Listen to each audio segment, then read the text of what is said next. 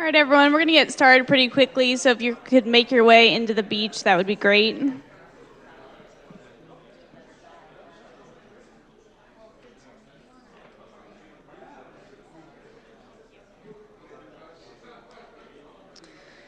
So first off, I would like to thank Straddling for their sponsorship of the Lunch and Learn series and for their overall support of UCI Applied Innovation. It's my pleasure to welcome today's Lunch and Learn speakers from Straddling's Intellectual Property Practice Group, Hahn and Salil Bali. Doug brings 20 years of experience supporting companies to identify, assess, manage, and enforce their intellectual property rights. Doug has supported companies across a broad spectrum of industries, including medical device, pharmaceuticals, network solutions, image recognition, audio-visual products, apparel, beverages, consumer products, and game developers. Doug is a licensed to practice before the United States Patent and Trademark Office, as well as the federal and state courts of New York and California, and has appeared before the appellate courts in 9th, 2nd, and federal circuits. Salil's practice focuses on counseling clients on protecting their intellectual property and enforcing or defending IP rights, including patent, trademark, copyright, and unfair competition. He also has experience working with a broad variety of technologies and industries, including medical devices, computer hardware and software, fashion, apparel, beverages, consumer products, telecommunications, and restaurateurs. He is admitted to practice before the federal and state courts of California and has appeared before the appellate courts for the 9th and federal circuits. They are here today to present on finding and protecting your intellectual property. Welcome, Doug and Salil.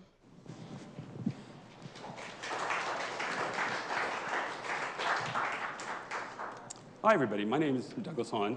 I've been doing this for 20 years. My practice is basically twofold. One is I do client counseling. I help people identify and protect their intellectual property. The other half of my practice is I go to court and enforce those rights.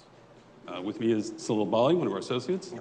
And today, what our basic idea with the program is, since we don't know the level of experience and knowledge everybody has, we're going to start off by kind of giving an overview on intellectual property rights, and then get into some of the issues that we tend to see with startups or young companies that have pitfalls or challenges, and where you might be able to avoid them by some early planning. So that's generally the idea. We want to keep it open, so if you have questions at the end, definitely there's 3 mics set up. We're going to try and keep enough time to field as many questions as we can, and we'll probably stick around a little bit to field any other questions you have as well.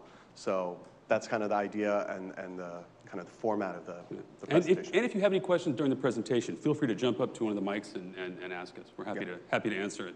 Great. So with that, we'll get started. Like I just discussed, there's a general little overview of what we're going to be talking about today. But basically, as an introduction, intellectual property can kind of be split into 3 big buckets, and we're going to kind of discuss each of those buckets as we go. The first is trademarks, and that's really protecting your brands against public confusion. The second bucket is copyrights. That's a protection of an expression of an idea. Works of authorship, paintings, source code is a good example. And then the last, and the one we get asked most about, is patents, and that's really protection of an idea. And we'll go through each of these fairly quickly, but with some detail. So the first one we're going to talk about is trademarks. Examples of common trademarks probably everyone's familiar with. And, oops, sorry, too fast. There we go. Here we go.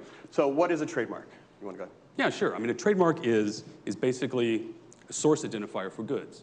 It can be anything. It can be a word. It can be a symbol, the Nike swoosh.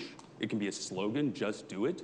But it's how a company identifies itself to the public and how the public recognizes the goods of that company.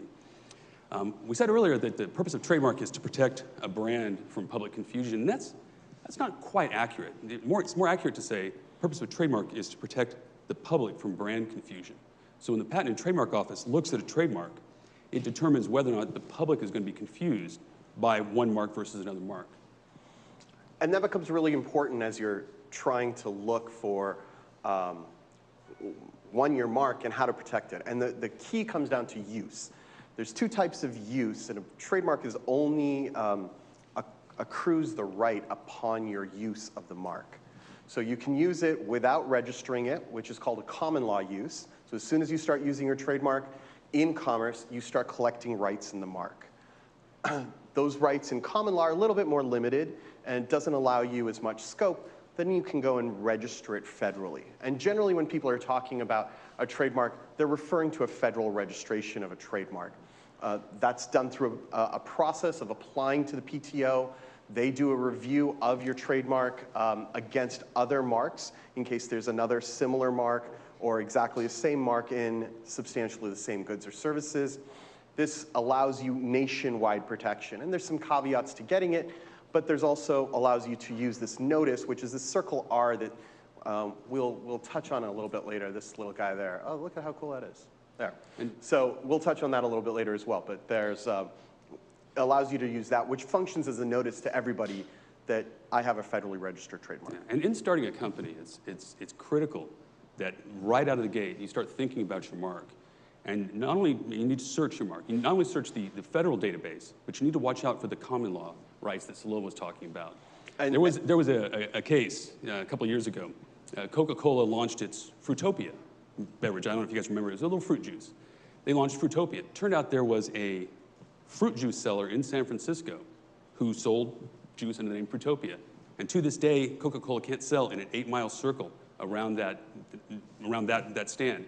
So basically, Coca-Cola's rights, even though they're nationwide, were subject to the earlier use and the earlier common law use. So it's important to search everywhere. Yeah. Another big stumbling block that we run into with companies is people will come to us and say, oh, I searched the domain name, and the domain name's available, so I selected this mark. Or I searched the Secretary of State in California, and it's available, so I'm going to use this trademark. Well, when we do a trademark study and we discover that maybe someone in New York or Iowa is already using that mark, has developed superior rights to you, or filed a federal registration on it, and now we have to work with the client to change their brand and rebrand themselves because they're either subject to an infringement suit or getting themselves into other problems, even though domain might be available. So it's something that's a little different, it's a nuance, people forget to do it, and it can cause problems for you down the road. So in selecting your trademark, there's some things to keep in mind, as that there's a variety of different levels or strengths to a trademark. Yeah. So the strongest marks are what are called fanciful or arbitrary marks. And that's where the trademark has no connection to the goods or services. So here, for example, we've got Exxon, Kodak, Google, one of the strongest trademarks in the world. But there's no connection between search engines and the word Google, which is a number. Or then the next level down is arbitrary marks. And these are things like Apple, where there's no connection between Apple to a computer. There's no link there. These are the two strongest groups of mark. Made up words, fanciful words. The only thing that's associated here is, with that word, is your brand. So to the extent you can be in this group, your brand is very powerful, easy to protect, has a wide scope of rights. And if someone was to come along and infringe it, it's a lot easier to enforce your rights against those people. The next level of marks is suggestive marks.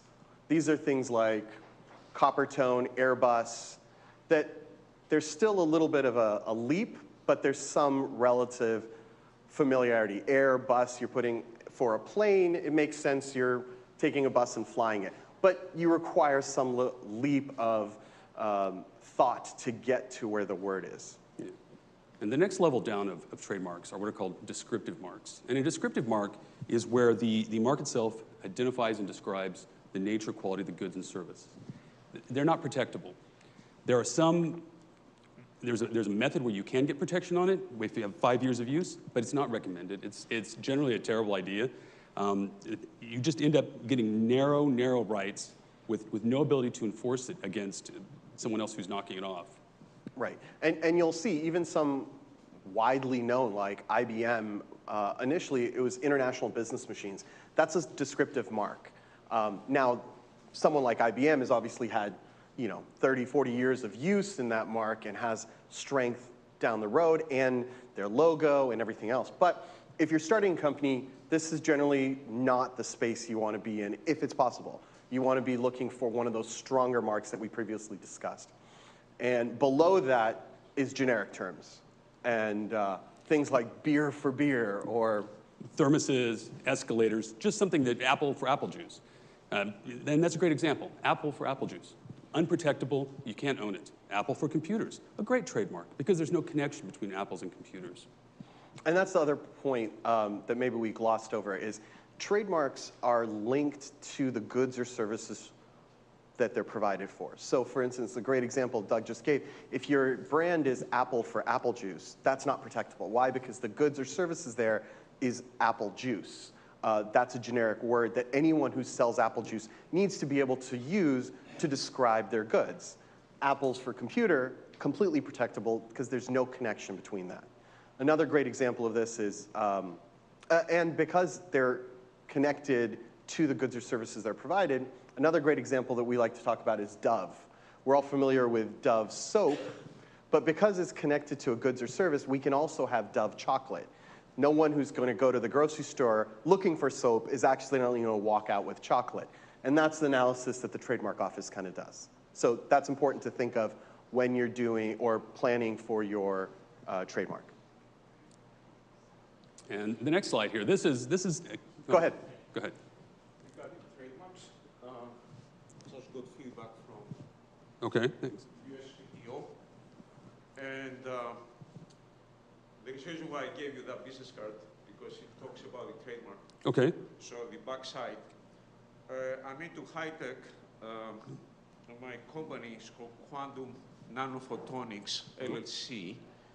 And of course, this is known in the high-tech industry, mostly used by research institutes and labs for new cutting-edge technology. So since I created my LLC in Delaware, and I have patents pending, and I'm filing also utility patents as we speak. Okay. I submitted initially, the initial intention was to submit a stylistic logo, the way you see that, Yep. right? I was a little bit impatient when I was doing the line because I've done that before. They need a certain pixel size and all this, and I tried to comply, but they said I would not take it. So I said, just go for the word, right? And I knew chances were 50% that it would be rejected, which was rejected. Okay. I got a letter 2 days ago. So I'm given 6 months to respond, and I have 2 approaches. One is to find for the stylistic logo, because it speaks to it. If you look at the back, it says exactly what it does. Mm-hmm. And the other part is make it look like IBM instead of, the entire description, shorten it with taking a couple of letters, let's say the 2 letters from the first word and the initials of the other words, and have it again stylistic. Right. So what would you recommend I do as a response to my rejection from the USPTO? So that's pretty hard to answer right here, having not seen what was filed and what you've done. My recommendation would be 1, hire an attorney. But number 2, I will make a point here, is that what you filed for was you filed for a word mark, right? You filed for the word quantum, not the logo, not the Q in black and the A in blue. That's correct. And that's an interesting point because those 2 marks can coexist. You could file for both of them. You could file for the word and you could file for the stylized logo. Now I will say that the word mark is broader and more protectable than the logo. The logo, they say a picture is worth 1,000 words. Well, a logo has all the other elements. If you have quantum with the different colors and someone does quantus with entirely different colors, you may not have protection, whereas the word mark gives you broader, stronger protection. Okay. So a good example is if we look at this IBM logo, the shape of IBM in this globe kind of look. So IBM might not have been able to get International Business Machines right out of the gate as a trademark, the word of it. IBM as a logo like this is probably something they could have get because it's stylized. The curved font, the shape in a globe, and so there's 2 different types of marks you can seek. One is called a word mark, one is called a design or a logo mark, and those can be sought parallel or serially if you want to file one and then file the other one later, and can be adjusted. So to answer his question, it really depends on what you want to do. There's a lot of things. We can talk to you afterwards if you like. So what I hear you are telling me is that I should not quit on the first rejection just on the wording itself. Absolutely not. Absolutely not. I mean, you've already paid your filing So there is fee. still a chance, right? Absolutely. Yeah, so there's many different things you could do with that. And like I said, we can happily talk to you afterwards about the details. Thank you very much. In answer to your, I mean, also we file probably 30 trademarks a week, and 20%, 30% get an office action like that. They get rejected, and the PTO pushes back. Sometimes they just want you to narrow your description. They say, that you've claimed it too broadly. Sometimes they want you to clean up your description, explain it a little better. Sometimes they want you to just claim one word. Like if you've filed for Quantum LLC, the PTO will say, no, you can't own the word LLC. You have to disclaim that. So that brings up, that's a great point. Got us to be able to talk about logos versus word marks, but we'd be happy to talk to you more afterwards if you like. So one thing that we wanted to touch on is there's a little bit of a rub here between trademark law and marketing. So generally when you're talking to someone who's a marketer, they want you to fall into what we would consider a descriptiveness category, right? Because the push is, hey, if your logo or your name helps the public understand what you're selling, that's a good thing, that's a great thing. But from a trademark law perspective, that's not something that's as protectable. So it's a business decision that you as business owners or launching businesses need to consider, that there's a tug of war there between those two efforts. So when you're deciding on a name, yeah, maybe you want something that's somewhat descriptive, but you also want something that's protectable. If you're the next Google or whatever down the road when someone's going to try and knock you off, you want to be able to stop them from doing that. So it's something to consider. Just don't follow the marketing group's advice alone. So we mentioned earlier the circle R, and when you get a registered trademark, if you get one, for example, you can put the circle R by it. But there's the common law trademarks we talked about earlier, the use space, where you're actually out using a mark in public. And as soon as you have a name, as soon as you have a brand that you want to hold out as your trademark, you can put a little TM and superscript, or an SM if it's a service. And there's no filing required to do that. There's there's nothing. It's just simply holding out your mark as your rights. And it puts people on notice that you are effectively claiming that. Go ahead. What's a service mark versus trademark? Okay. Service mark versus trademark. The question was, what's the difference between a service mark and a trademark? So basically, trademarks are targeted, when we're talking about trademarks versus service marks, trademarks are targeted at goods, service marks at a service. So for example, Roto-Rooter would be a service mark because they actually perform a service as opposed to selling something on a shelf. So we talked about common law, or we've talked about common law rights versus federally registered rights. And one of the reasons why people register is these protections or additional rights that you gain by registering that you otherwise wouldn't have in your common law rights. So there's a presumption of validity. That's one of the keys. The trademark office, you've actually filed at the trademark office. The trademark office has reviewed, searched against other marks, and come back with, okay, this is allowed. That's huge when you go to enforce your rights. Otherwise, in common law rights, there's still that requirement that you have to prove that you actually have a valid right. Federal jurisdiction, you can sue now in federal court. You're also granted rights nationwide versus in just a particular location. For instance, you can file a California mark. Your rights are limited just to California. The federal registration grants you rights nationwide. And then it can be used as a launching point for foreign marks as well. There's a protocol, we won't get into it today, called the Madrid Protocol, which allows you to use your filing date in the US as a launching point for filing dates or in international registrations. Oh, this one's interesting. We actually just dealt with one, customs enforcement. So this falls into the counterfeiting area, which we won't get into too much today, but you can actually file your trademarks with customs so that they can help you police it for counterfeit. This comes up a lot with consumer goods. Doug had a big case with handbags where he was able to get customs to actually seize a shipment of handbags because of this. Yeah, years ago back when I was practicing in New York, we were representing a major handbag manufacturer, and we actually performed a civil seizure where you basically get a court order, you get some off-duty cops, and you go in and you seize the goods. A lot of fun. Anyway, just to make one point on the international trademarks that Salil mentioned, is there is a window of time after you file a U.S. mark where you can file what's called a Madrid Protocol request, and then you can use that, you can put that mark in other countries.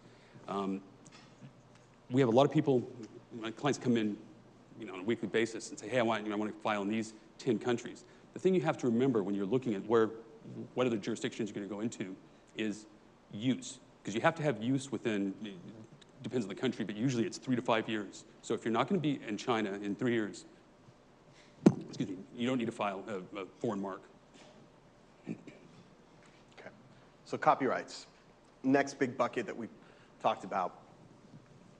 Generally speaking, copyrights are granted on works of authorship, things like music, books, scripts, where generally we deal with it a lot as software. So your code, your source code, is actually subject to copyright protection. There are both civil and criminal penalties that can be levied for copyright infringement. Obviously, everyone's probably heard about piracy. A lot of the piracy laws fall under criminal penalties, so you can actually go to the FBI and request them to enforce if you find a pirate, things like that. It lasts the author's life plus 70 years. So copyright protects, and this is the standard here, it protects the expression of an idea, but not the idea itself. So for example, if you, take Moby Dick. It's a book about Captain Ahab hunting the whale. Well, it protects the specifics of that character. Some of Ahab's speeches. It protects Ishmael's tattoos. It protects the very specific characters. It doesn't prevent someone else from writing another book about a captain hunting a whale. Here, for example, here's Master Chief in Halo.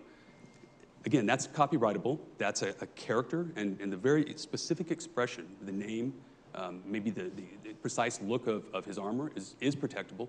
But the general idea of a guy in an armor suit and fighting aliens in space is not protectable. So that's copyright, is the expression of the idea, not the idea itself.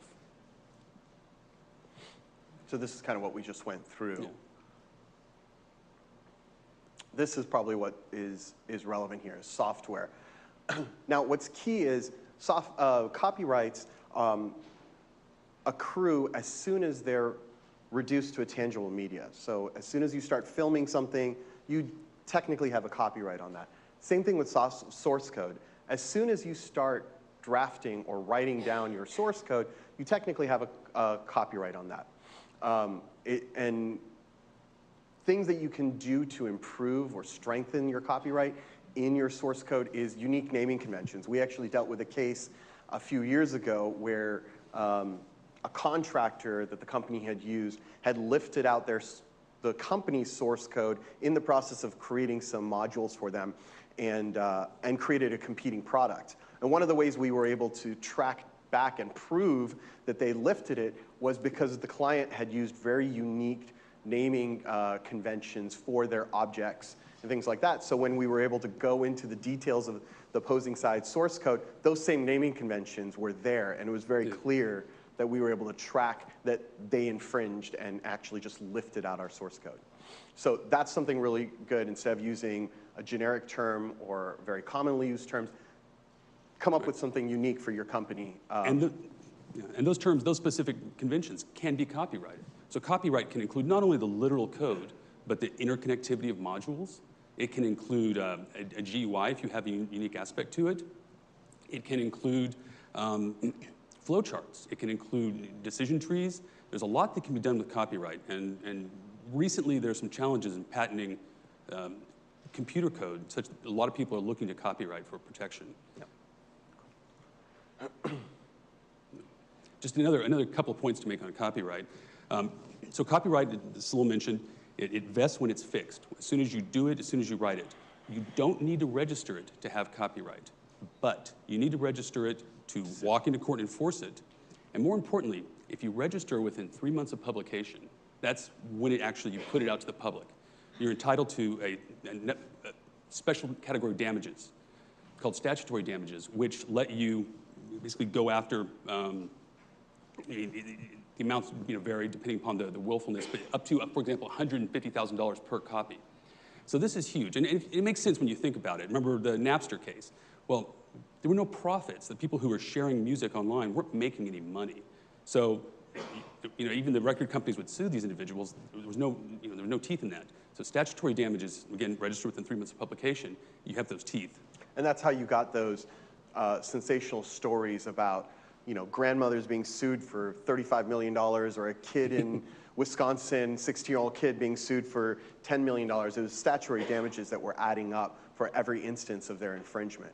So go ahead, I think there's a question right here, and then we'll take the question over there. So with regards to software... You want to use the microphone?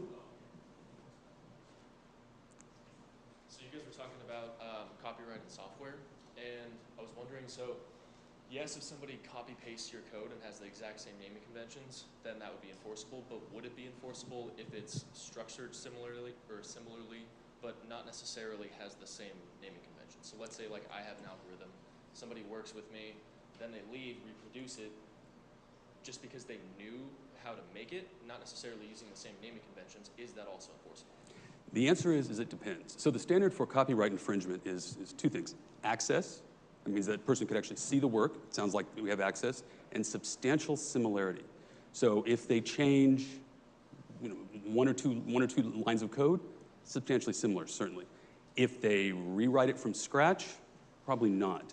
And so it's really a slippery slope in there of how much they change. Gotcha. All right, thank you. Question on the difference between for-profit and non-for-profit, because every example used so far is for-profit. And within that, I'm part of Project G, we just launched in Geneva this week. And so part of the question is, when is publication? And then second of all, should a non-for-profit be going through the whole process that a for-profit is? So publication is fact dependent, and it depends on what your work is. Typically, the term publication comes from books, right? When it's actually sold, when the publisher delivers it. Music, obviously, when it's out there. Source code gets tricky because you've got a beta launch, and then you've got multiple versions that evolve over the years. There's no one answer for that. The question, to my mind, the answer is when it's first publicly available. So I would register my code as soon as I did a beta, as soon as I put it out there, and it was basically not protected by an NDA. So as soon as it's publicly available or in public use, that's, to my mind, the best date for publication. And registering your two additional things. Registering your code, a lot of people get really nervous about that. The way it's done is it's a filing with the Library of Congress. It's very simple to do. Generally, what we suggest is either a line out of the code, so you take the first, 25 and last 25 pages of code, and you can line it out. So you can do it that way. You can put a sample in of your whole source code and redact certain portions of it. But you file it with the Library of Congress to get your federal registration. But to answer your question about for-profit versus non-profit, the rights from a right perspective is the same, whether it's a for-profit or non-profit. Whether you have a patent right, whether you have a trademark right or a copyright right, the rights don't change between a for-profit and a non-profit. The analysis of whether a non-profit should be getting those rights becomes a business decision for the non-profit. What's the benefit for retaining certain rights? What happens if people start infringing your rights? So for instance, if a non-profit that, let's say the Red Cross, they don't want potentially infringers out there because it could, let's say with trademark rights, could be siphoning away donations that they would otherwise be getting because people think they're donating to the Red Cross when it's actually, the Red Plus, right? I'm kind of a crazy example, but that would be a reason why the Red Cross would either want to trademark or want to enforce their trademark to make sure they're not losing donations that could be helping people that otherwise someone else is siphoning away. So that becomes more of a business decision for the nonprofit when those rights are useful for them to gain, when they're not, when it's useful for them to enforce or not.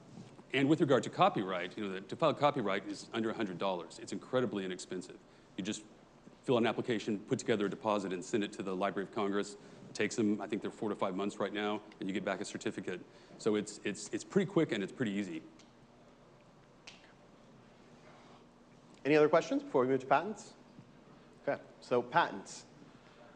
Go ahead, Doug. So yeah, so a patent, we say here, a grant of a property right to an investor, inventor. So a patent is not a right to do something. A patent is a right to stop others from doing something. And in contrast to copyright, a patent actually protects an idea. So if for example, in any article manufacturer, anything you built, if you have an idea and it's new and it's novel, and we'll talk about that, a patent protects that. Patent term is now 20 years from the earliest filing date. It used to be, before the last change in the law in 2014, it used to be 17 years, now it's 20.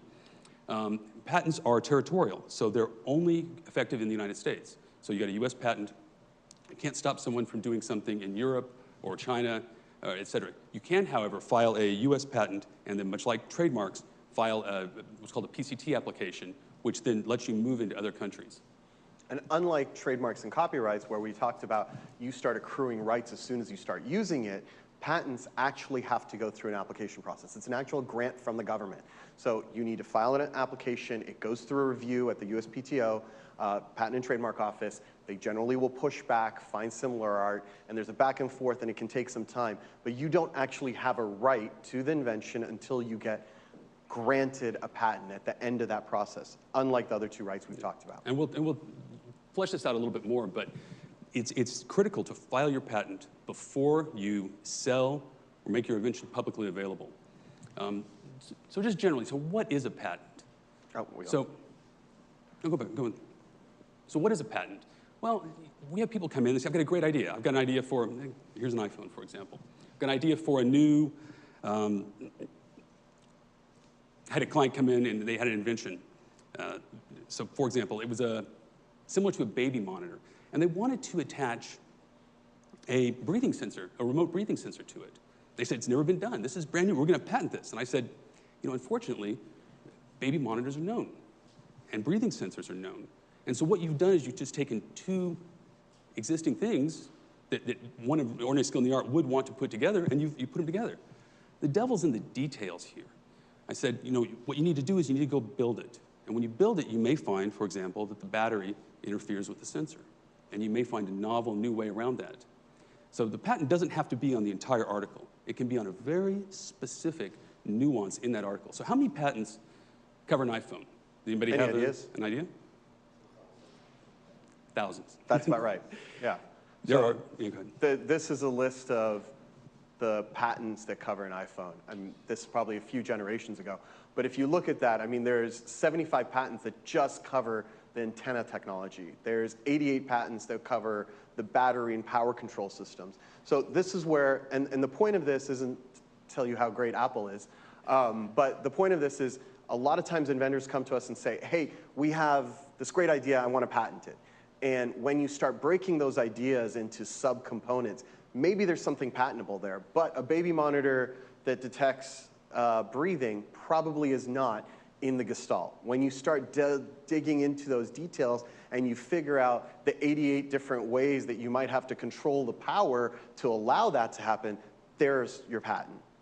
There's your patent when you start looking at how the interface works, because maybe there's certain things that you're worried about with a baby, or different other things that you have to account for with a baby rolling around to be able to detect the breathing of a baby that's different from the way it's used currently.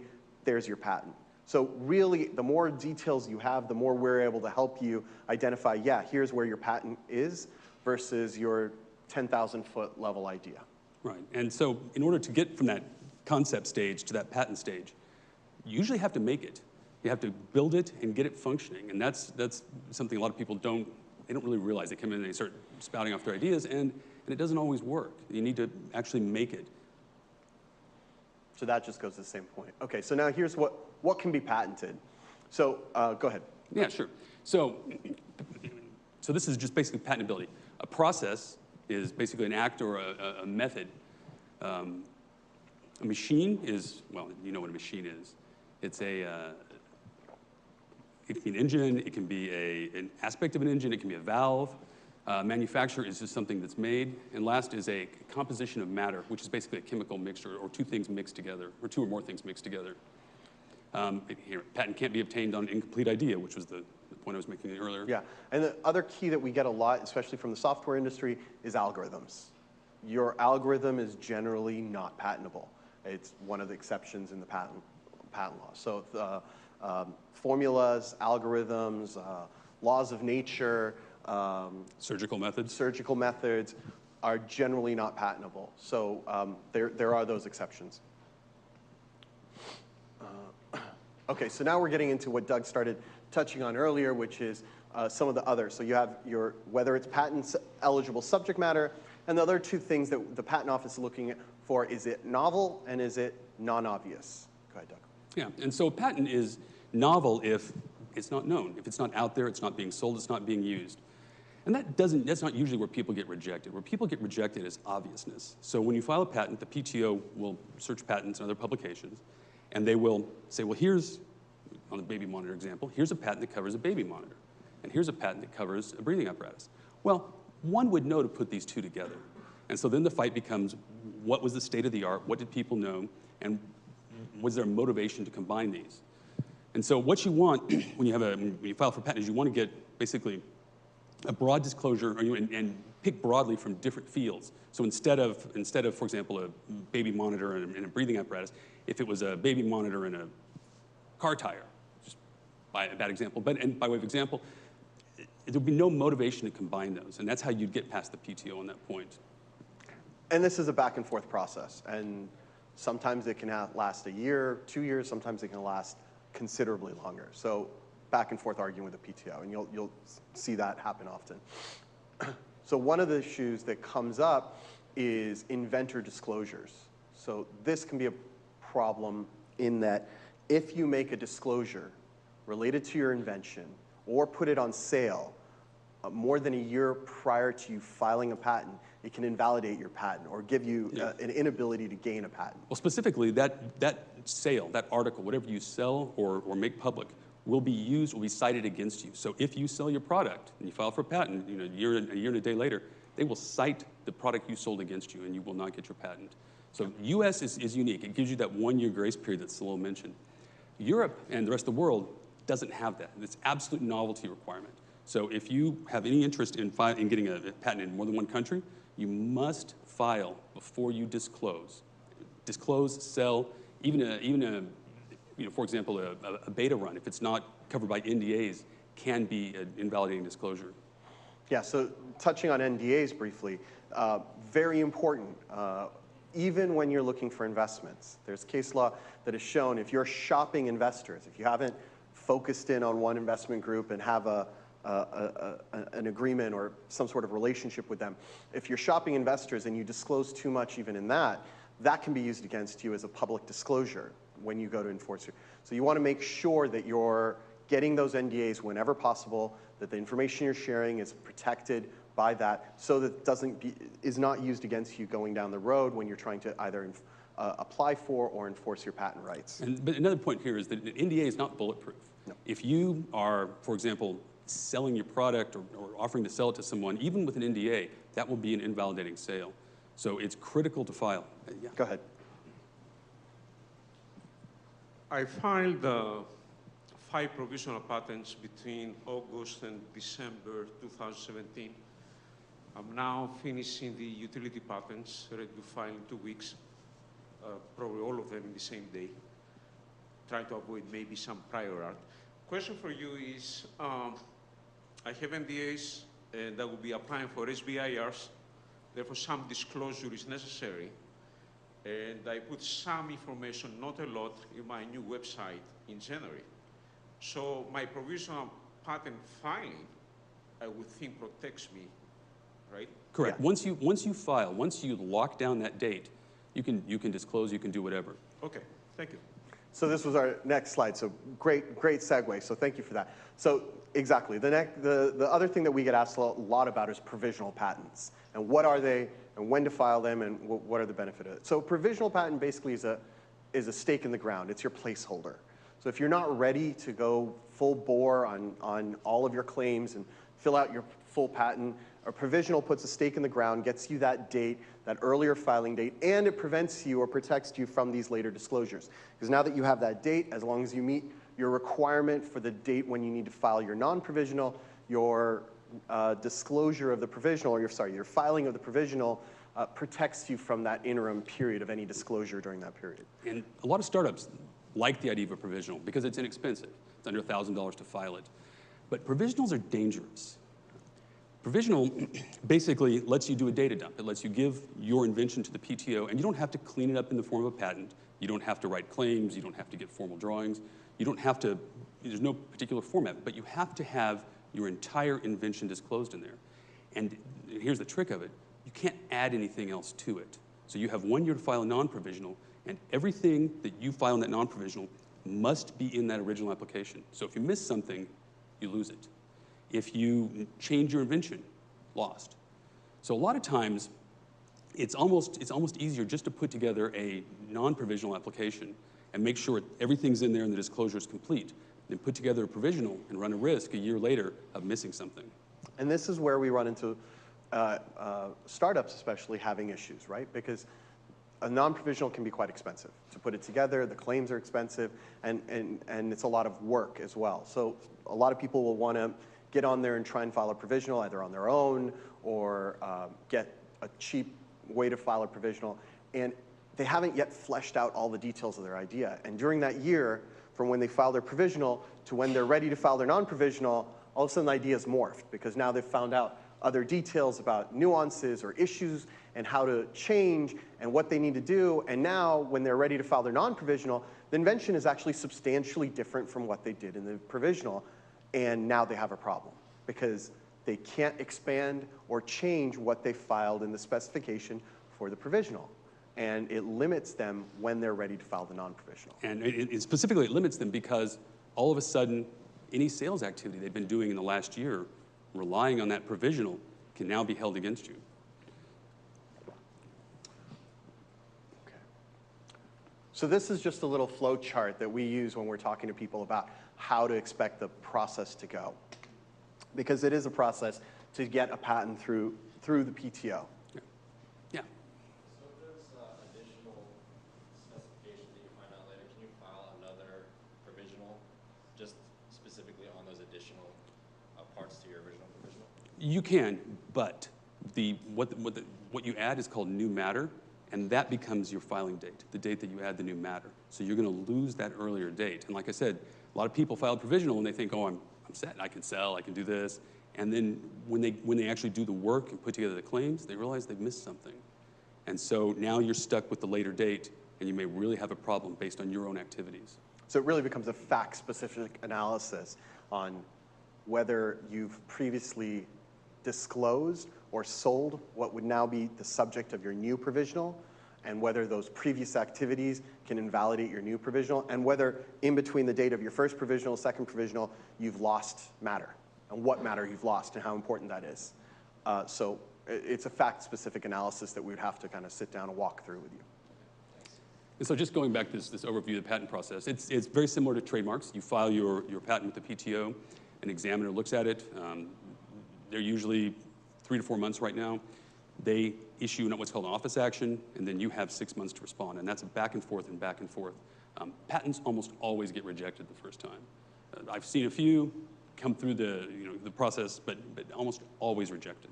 So briefly, the one thing we didn't discuss here, and we're not going to get into too much, is this patentability search and opinion. You can, early in the process, if you have reason to believe or it's a crowded field, work with your patent attorney to do what's a patentability search. So they'll conduct a search of prior art to see what's out there already to help you focus on where your hole might be and where your invention might be able to fit in, or see if there's other areas or other patents out there you have to worry about infringing, things like that. It's a different kind of area, but that's what's on this as the patentability search. And then the rest of it's pretty much what we've talked about, filing your provisional, non-provisional, going back and forth with the PTO, and eventually hoping for your patent to come out. But unlike trademarks, I don't always recommend doing a patentability search. With trademarks, every time you should search. You should see what's out there, and you should make sure your mark is clear. With patents, there is a statutory requirement that you have to tell the PTO everything you know. You have a duty of candor. So if you do a patentability search, you then have to disclose everything you find at the PTO, even if you don't necessarily want to. Yeah. Okay, so business method patents. Go ahead, Doug.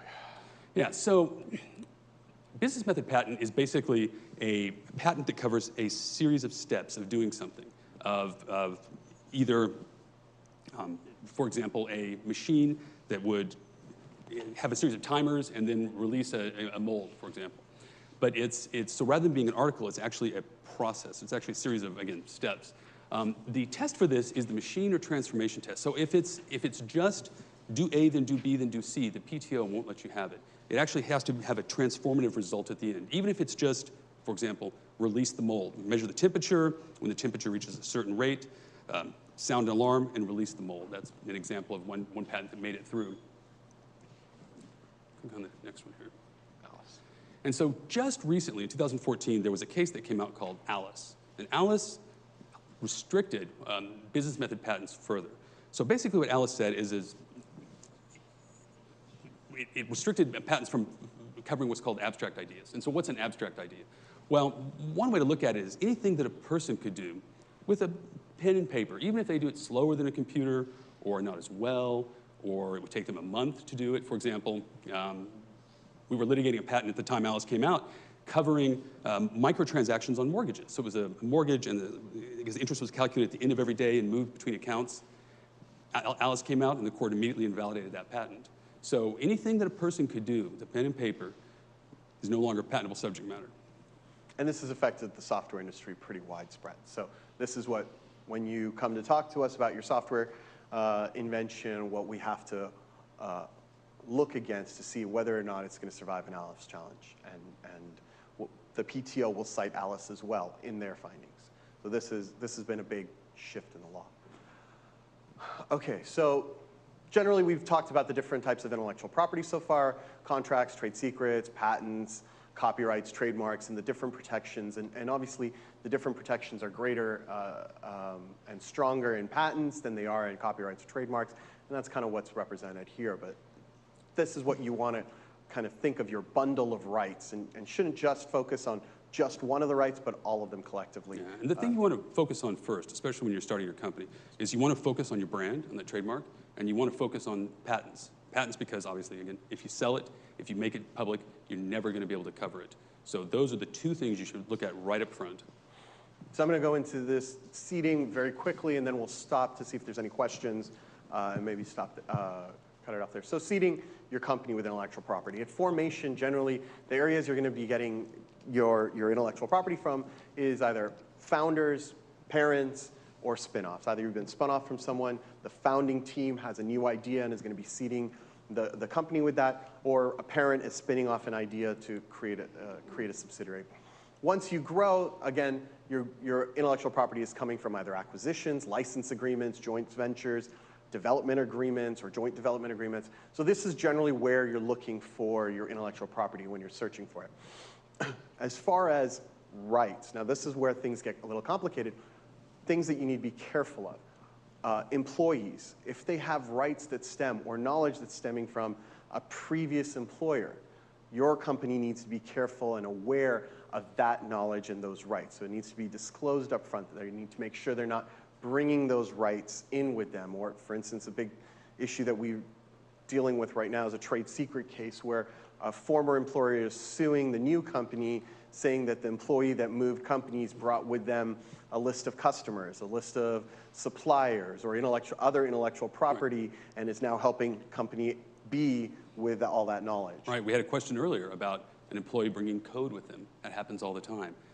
Programmers have code they've written that they sort of think is theirs, and little tricks and ways of doing things. But you have to make it clear to your employees that they may not incorporate into your IP anything that's owned by either themselves previously or by their current or their prior employers.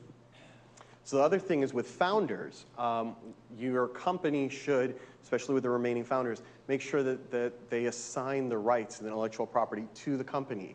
There's a fiduciary requirement to do so, but a lot of times that gets missed. And when you're diligencing a company, this can be a big problem, is that the founders haven't actually assigned the rights that might have been filed in their own name into the company. A lot of ways that this is done is through share distribution. It can be part of the quid pro quo when you're distributing shares that make sure that the assignment agreements are completed. There should always be an invention assignment agreement in part of either an employee handbook or any sort of employee contracts, founder contracts, that they have an obligation expressly to assign any intellectual property back into the company. Did you want to? So, well, no, just on the issue of consultants, let's go to that. Oh, yeah, consultants. We're running out of time here. With regard to copyright, if you hire an outside consultant to, for example, write computer code for you, and you don't have any other agreement with them, they will own it. And we've had multiple companies come in. This person took our source code. Fortunately, you don't own it. The person who wrote it did. So copyright vests in the author, the person who sits there and actually types it. So, Microsoft has fallen afoul of this. Other companies have too. You must get a written agreement with any independent consultants you hire, stating that any copyrightable matter they make is either yours by way of assignment or as a work for hire. So we're going to stop before we get into joint ownership issues, and I think we only have about 8 or 10 minutes left. So we'll take any other questions we have. Go ahead. Let's go. Start there. Please make sure to use the mic so it can get. Thank you. I founded a company 6.5 years ago and pursuing with my investment bankers the exit strategy. Now I have an issued design patent, an issued utility patent that we continued, and a pending design patent. My question has to do with my options or an acquirer's options, the future owners of the IP for foreign protection. I never filed for a PCT. All the other periods have expired. It's my understanding that my current options are only a continuation in part with new content or to file new patents, which would reopen those periods. But of course, then that would be open to examiner scrutiny against my own issued patents. So I'm trying to add value to a prospective buyer by stating honestly that there are options for foreign protection through various vehicles. Can you speak to that? Yeah, I mean, there are options. They're not great. With regard to filing a new patent in one or more foreign countries, your U.S. activities will be a bar if it's the same thing. If you can improve your product, maybe. If you can, there's version A, version B. If you can get enough of a change to get past your own sales activities, that's one way to do it. Now, you mentioned you had a pending application. That's great. So as long as you have something pending in the PTO, you can keep that moving. File a request for continued examination, or in continuation part. Yeah, or add some new matter. You got a couple choices there. You should definitely keep it going. Okay. Is the continuation in part, is that filed on utility or design? Both?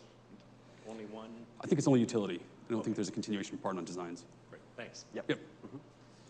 I got questions and maybe more comments. The new trend for software copyright in AI, blockchain, cryptocurrency, it's more like an open source ecosystem. So I guess it's more comments. IP also is open source. So how do you deal with So open source is a different bundle of issues, and so for instance, a lot of people use like GNU or other open source license agreements, right? Or and if you're using open source as a base of your software, you're automatically accepting whatever license agreement that they're pushing on you. And you need to be a little careful with that because of the terms of those open source. So in certain aspects, we've found where the open source license agreement, depending on how you develop it, actually makes the rest of what is your, let's say, special sauce also subject to open source publication. Yeah, anything you add to the open source or you connect to the open source software, depending upon the nature of the license, may itself become open source, which means you lose copyright protection in it. Right.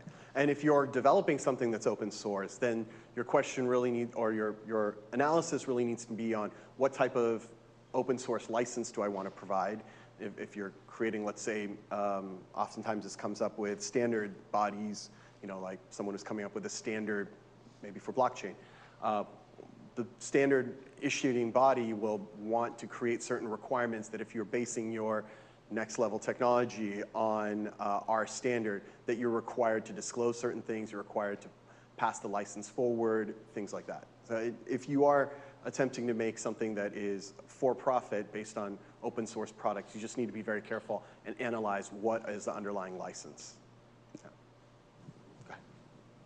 Is there any good reason or situation in which you would not want to use common law to start using a mark before you actually registered that mark? I mean, common law rights are not bad. They're just not very strong, and they're geographically limited. So for example, if you have I mentioned the Fruitopia case, but if you have a name and you want to start using it, you get the right to basically keep doing what you're doing. And it may be, it may be in California, it may be in Orange County, but the problem is it doesn't stop someone in New York from using the exact same name for the exact same goods. And in fact, it doesn't stop them from filing a federal registration. And if that happens, you can never expand. So then you're stuck in Orange County with your brand, and they've got the rest of the United States. So it's, if it's at all feasible, you should definitely file a federal registration. And we have a case we're litigating right now where our client started in 2008 using a mark, filed a registration. Another company that we didn't know about started using a very similar mark in 2013, went to go try and file an application in 2015 and got rejected over our mark. We still didn't hear about it, but then subsequently got into this battle, and now they're basically barred from using their mark because they didn't conduct the search in 2013 when they were launching their mark, and they thought they could just operate under common law. They didn't realize that there was someone competing with them or a substantially similar name until now, 2018. They've gained 5 years of goodwill in their mark, and now having serious heartburn giving up that name because all their customers know them, they've spent all this money in advertising, but eventually that's what they're going to have to do. So that's the risk really that you're running. Go ahead. I had a question about how you mentioned how for open source software, how using open source software then effectively creates everything else from your invention to be open source as well.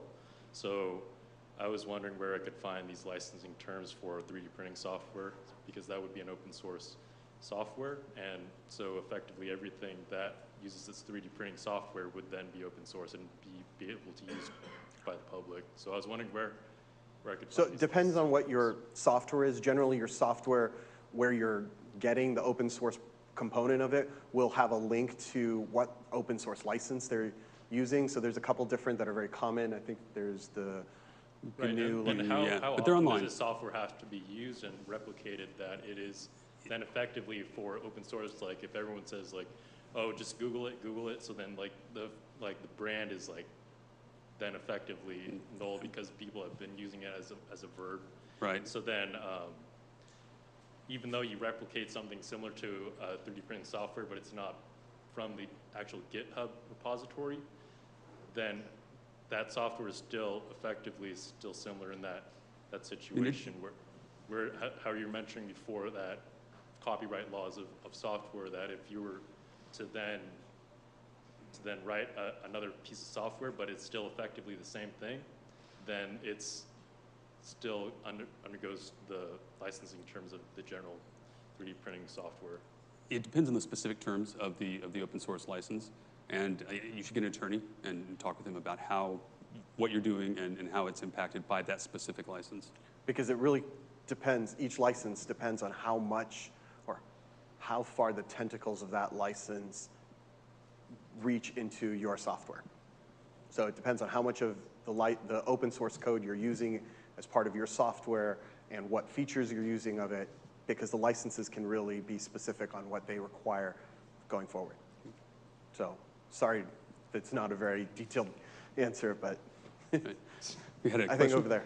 I'm not sure if you've covered this, and it may be under that work made for hire. If I have an idea and I employ, say, an electrician to help me to actually develop that device, and I have a clause in the agreement when I employ him, do I retain full ownership and patent rights? Yes, you do. An inventor can hire someone to assist them. You can come up with an invention, take it to a lab and have them build it. As long as they don't add anything to it, as long as your electrician doesn't sit there and go, hey, I've got a better way to do this, and implement it, yes, you're the sole inventor.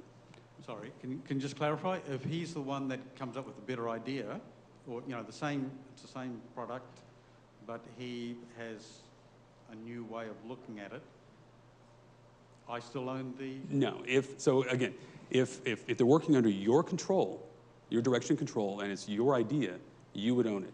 If, however, they start adding to it, and if you're going to hire someone, you should make it clear that you're not entitled to do anything other than just follow my directions and build my invention. If they start adding to it, you can end up in a situation where you're joint patent inventors. And a joint patent inventor means you both have a right to the entire patent.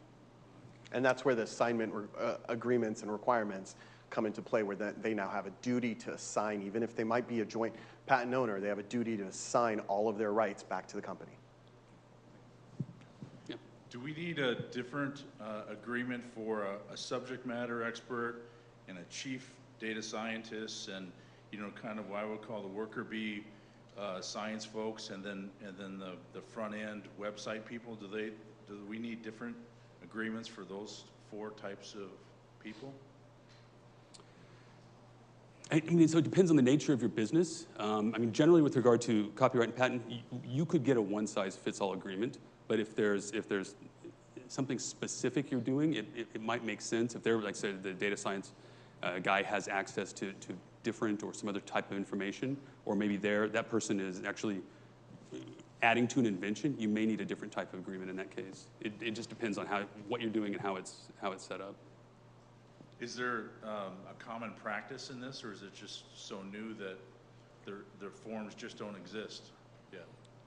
No, I think the common practice is probably the one-size-fits-all kind of agreement, which has your work for hire, your assignment requirements, all of those kind of would be in there. I think what Doug was referring is if there's something nuanced in, let's say, your chief science officer, that you want to increase his requirements or obligations or really carve something out, or where it also might come up is if, let's say, this is his 10th company and you want to make it very clear that he's not bringing anything from the previous companies and there's no confusion between what he's previously done and what belongs to this company. That would be an example of where you'd want a very specific agreement with that person. Yeah, and that type of agreement may not be needed for your worker bees, and it may make them uncomfortable. So like I said, it's very, very case specific.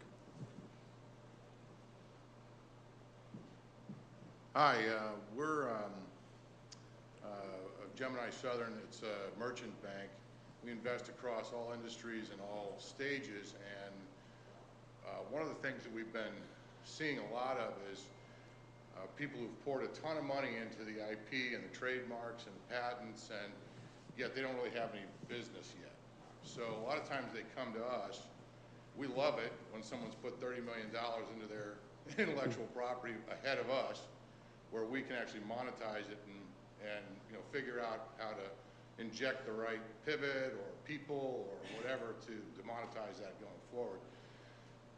For early stage companies, what do you guys recommend?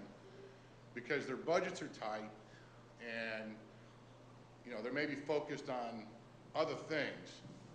I don't know, a lot of times we want to see when we're investing early stage that there's something's been done in a way of protection. What do you recommend, like, the top thing is, or the top 2 things that they do, that they spend that tight money on? I mean, the top 2 things are sort of what I mentioned earlier is trademark do a trademark search, get a protectable mark that's clear, so you don't end up in a situation where 5 years down the road, you're having to change your name and lose all your customers and your goodwill, and jump on those patents. Because if there's anything patentable in there, that's your strongest protection, and it's lost if you don't nail it right out of the gate. So that, again, patents, trademarks. Copyright, the good thing with copyright, as I mentioned, it's actually, it vests when it's fixed, when you write it down or when you save it. So you don't have to file it at that time. There's some benefits to filing within 3 months of publication, but you can file your copyright 10 years later if it turns out you need to. Great.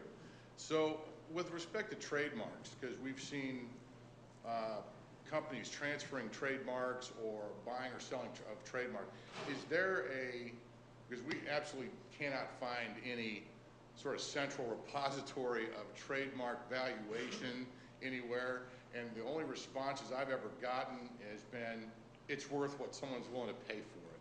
Well, that's pretty weak for a guy who's an investment banker and used to look at comps, and I want to at least triangulate something. Is it worth $500,000 or $50,000? I don't know. Is there a place, is there a way, is there a methodology of valuing trademarks that you've found or seen? Not really. In a litigation, this is something we struggle with. We sue someone for trademark infringement. The question is, what's it worth? And what we do is we hire experts. You go get an industry expert, you pay them to do a survey, and then determine, you try to put a dollar figure on that exact trademark. But there's no repository, and it's not an exact science. The guy with the most money, who can hire the best experts to say that it's worth $500,000, is going to win the legal case over the guy who doesn't have the money and the expert. Not necessarily win the legal case, but at least have the better side of the damages argument or the monetary argument, right? Might not result in liability or winning a legal case. And we've worked with startups that maybe have the better end of the liability but can't establish a damages model. They end up winning the case but don't have any money that they can recover because they're a startup, right? Because their trademark might be worth only $100 or $5,000 or $10,000, but at the end they retain the rights to use the mark, whereas the infringer might be a gorilla and come in with Coca-Cola, and Fruitopia is a great example. Coca-Cola has all the money in the world, but couldn't beat Fruitopia, which is a little fruit stand in San Francisco, right? Even today, Coke can't sell Fruitopia in San Francisco or the Bay Area because their rights are superior. So it's not always the damages case and the liability case kind of sometimes separate and disconnect from one another. But yeah, there's not a single repository for where you find all that information. Thanks, guys. This is really good. Thanks. One more question, I guess. So can you please address the cost of utility versus design and how much to expect as far as cost of filing an application? Yes. Yep. So generally, again, these are all fuzzy numbers because it depends on your invention, what goes into that. I think utilities quoted somewhere around 10 to 15. Is that right? I mean, generally, there are patents that have cost $500,000 if they're on massively complex, on drugs, for example, on something that's incredibly complex and incredibly valuable. I think on the average, a utility patent is probably $8,000 to $10,000. A design patent is substantially less because you're just simply filing drawings, probably usually around 2 to 3. But keep in mind that that's a file. That's getting it filed. So if you remember earlier, we were talking about that flowchart where it's the back and forth with the PTO. The PTO is likely going to publish an office action citing either prior art or obviousness rejections, whatnot. Those all are subsequent costs that are associated with getting the actual patent. So that's where sometimes there's this getting it on file. Those are good numbers as estimates, but then there's a back and forth depending on how complicated, how many references are cited. All of those can be variables that's hard to predict. And that's where the expense of filing a patent comes from. Maintenance fees are negligible. $300 every 7 years is not much. Same with trademark. Maintenance fees are pretty negligible. I don't even remember if copyrights have maintenance fees. Any other questions? Anything else? I think we're over time at this point, so we'll end there. Thank you so much for having me.